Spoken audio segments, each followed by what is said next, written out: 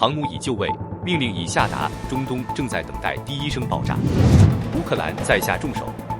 俄罗斯大型军火库被毁。乌军夜袭奏效，一夜打掉2套俄军防空系统，多线进攻受挫，俄军代价飙升，局势正向乌克兰倾斜。美国被曝年底前对古巴出手，委内瑞拉剧本在上演。大家好，欢迎收看新冷战情势，请大家先为我们的节目点赞、留言，谢谢大家。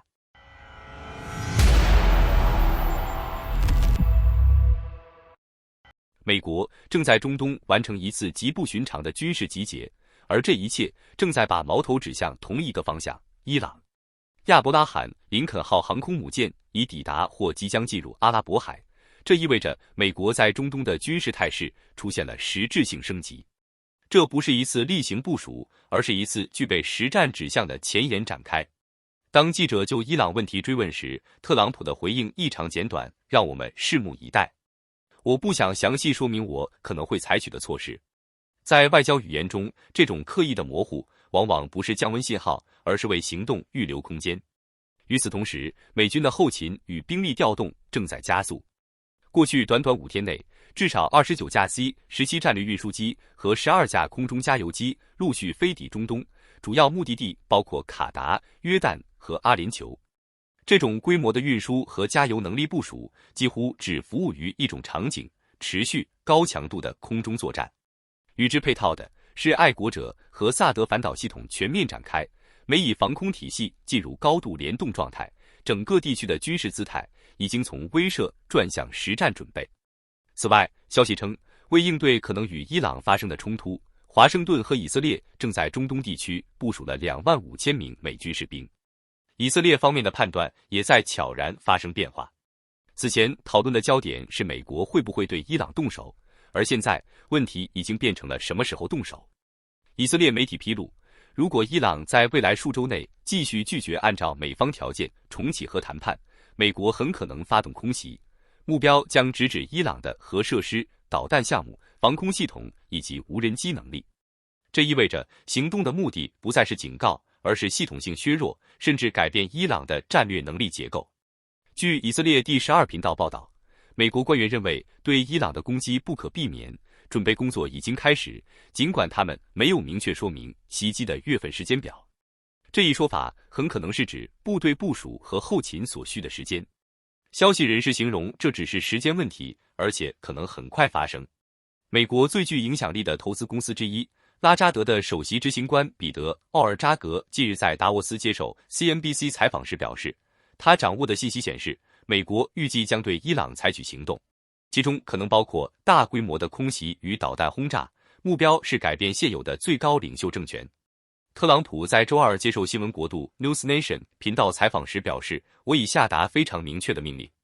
如果发生任何事情，伊朗将被从地球表面抹去。同一天早些时候，伊朗将军阿博法兹尔谢卡奇威胁称，如果美国对伊朗最高领袖哈梅内伊采取任何不利行动，美国总统本人将面临致命后果。谢卡奇对伊朗官媒表示，特朗普很清楚，如果有人敢碰我们领袖一根汗毛，我们不仅会砍掉那只手，而且这绝不是空话。此前，美国总统特朗普表示，伊朗是时候更换新领导层了。他指责哈梅内伊彻底摧毁了这个国家，并称伊朗领导层为了维持统治，动用了前所未有的暴力手段。特朗普表示，一个国家的领导人本应专注于治理国家，而不是通过恐惧与血腥来维系统治。他强调，领导力关乎尊重，而不是恐惧和死亡。特朗普进一步表示，这个病态的家伙本该好好治理国家，而不是滥杀无辜。由于领导无方，他的国家堪称全球最不宜居之地。更复杂的是，伊朗自身正在承受的双重压力。德黑兰及多地近期出现明显混乱，抗议活动不断累积并逼近临界点。当外部军事威慑持续升级，内部社会矛盾同步发酵，这种内外交织的冲击迫使伊朗政权摇摇欲坠。在华盛顿内部，鹰派声音正在升高。多名美国前军官公开表示，对伊朗的打击可能迫在眉睫。特朗普核心圈层讨论的重点已经不再是否采取行动，而是行动的规模、节奏以及最终目标。一些强硬派甚至直言，任何看似的拖延都是为了集结更大的打击力量。如果这一计划推进，战火很可能不会局限于伊朗本土，美军在整个中东地区的基地都可能被卷入冲突之中。格陵兰岛的争议也许只是烟雾，真正的焦点始终在中东。航母已经就位，后勤已经铺开，防空系统已经启动，政治表态也在不断收紧。现在局势只剩下一个悬而未决的问题：第一声爆炸究竟会在什么时候响起？中东正在逼近一个危险的临界点。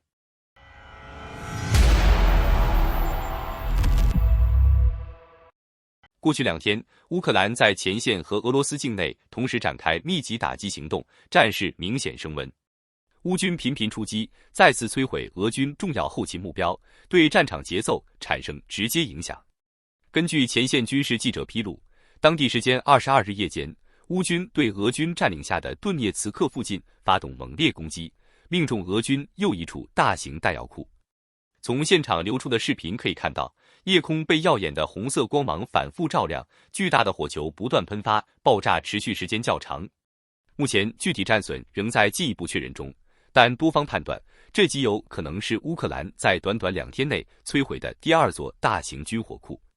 就在此前一天，在顿涅茨克与卢甘斯克交界地区，乌军通过无人机对杰巴利采沃弹药库实施精准打击。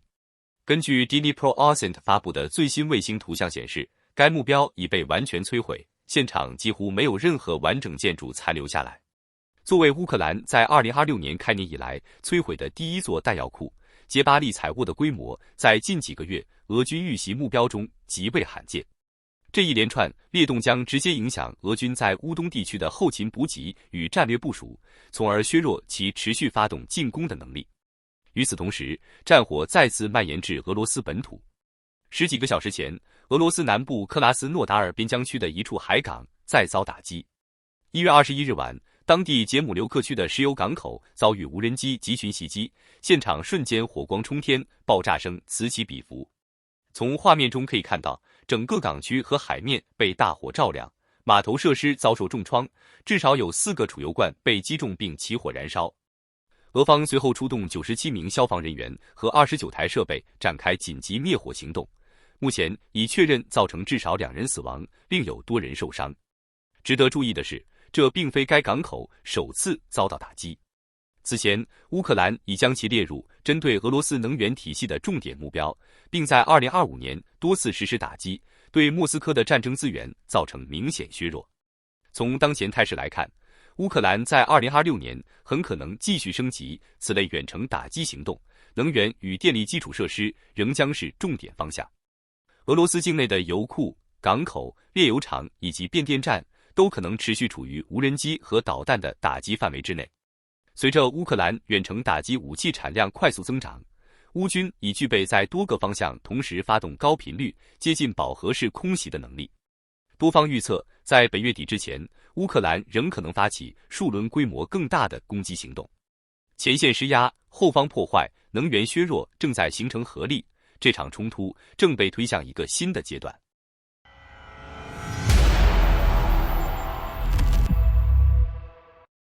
俄乌前线战况再度升级。最新消息显示，乌克兰军队在一夜之间连续摧毁了俄军2套重要防空系统，而俄罗斯境内的别尔哥罗德州也因一枚航空炸弹的意外爆炸陷入混乱。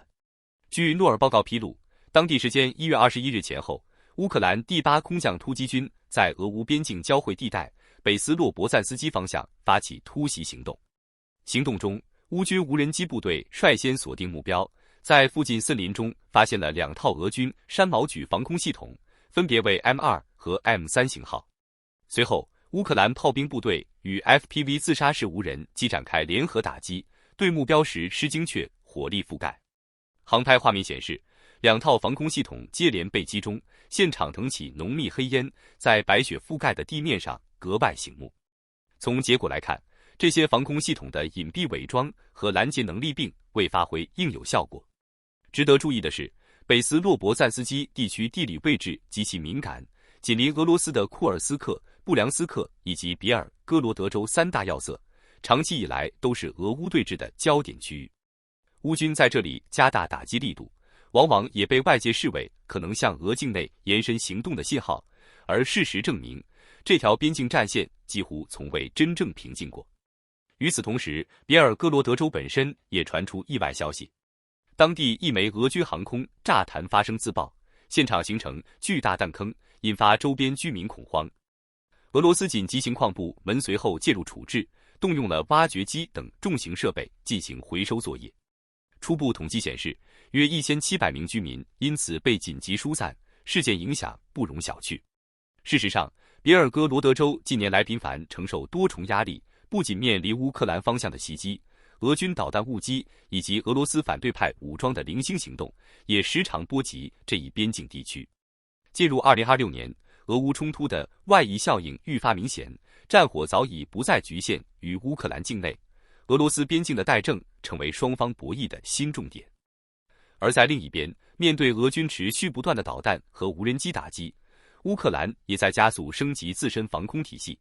基辅方面目前正在部署由人工智慧驱动的新型防空拦截系统，重点用于保护城市能源和关键基础设施。乌克兰总统泽伦斯基在最新采访中透露，乌克兰如今每天可生产约1000架拦截型无人机，试图以数量加智能的方式对抗俄军的高强度空袭。整体来看，前线军事对抗与后方防空竞赛正在同步升级，俄乌冲突正进入一个更加复杂、更加外溢的新阶段。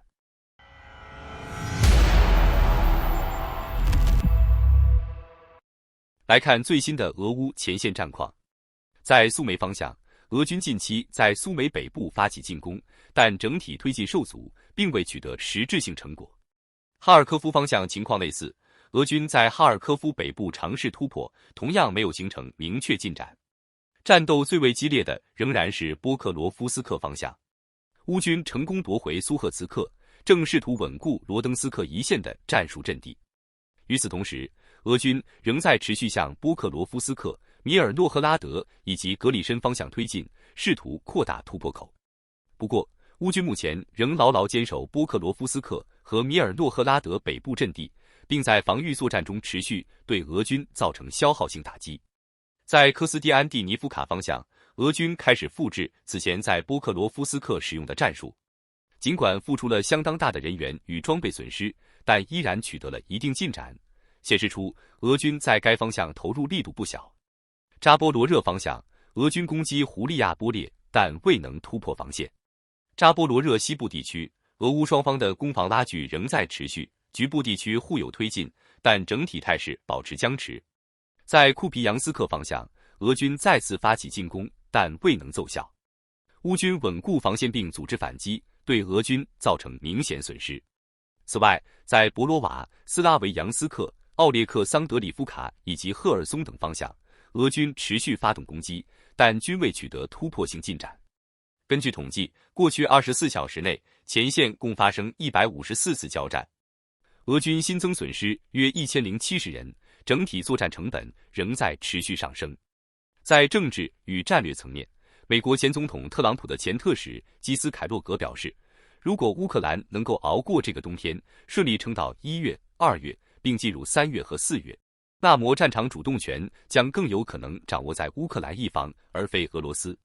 凯洛格直言，他确信俄方最高层已经明白自己无法赢得这场战争，当前所做的一切更像是在寻找脱身的方式。1月22日，乌克兰总统泽伦斯基发表全国讲话表示，团结已经持续了1429天，因此乌克兰也将继续团结下去。荣耀属于乌克兰，胜利属于乌克兰。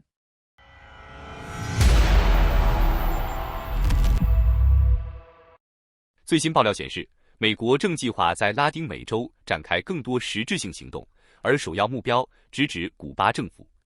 这一动向也让不少人立刻联想到特朗普此前对委内瑞拉所采用的那套操作模式。《华尔街日报》在1月21日刊发独家报道称，白宫内部消息人士透露，美国正在积极寻找古巴政府内部的关键内线，试图从内部推动政权颠覆。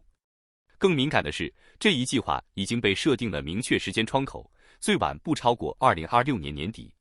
虽然白宫目前并未公开具体方案，但在委内瑞拉事件之后，美古关系明显进入新一轮紧张期。特朗普本人此前也曾直言，古巴迟早会成为下一个目标。